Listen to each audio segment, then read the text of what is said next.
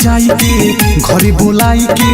आसन सजाई के घरे बुलाई के आसन सजा के माई बोला के नाचिले हो के मगन पूजावा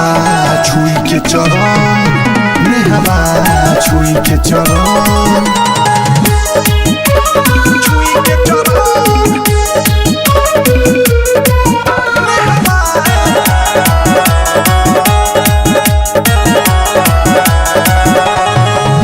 वाली के करे पूजैया कहिले मैट्रिक में हुई है सहैया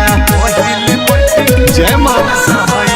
भीड़ा वाली के करे पूजैया कहिले मैट्रिक में हुई है सहैया कॉपी चढ़ाई के ध्यान लगाई के फुलवा चढ़ा के ध्यान लगा के दिलावा से करे पूजन लुलिया छुई के चरण सनमी छुई के चरण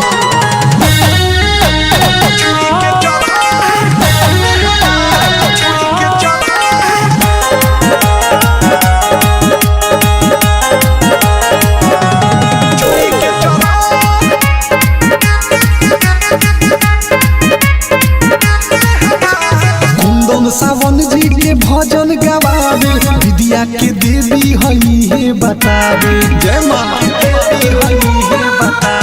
कुंदन सावन जी के भजन गवावे विद्या के देवी हई है बतावे डीजे बजाई के भैलुम बढ़ाई के डीजे बजा के भैलुम बढ़ा के बनले बियाई हरण सिलावा छुई के चरण जियावा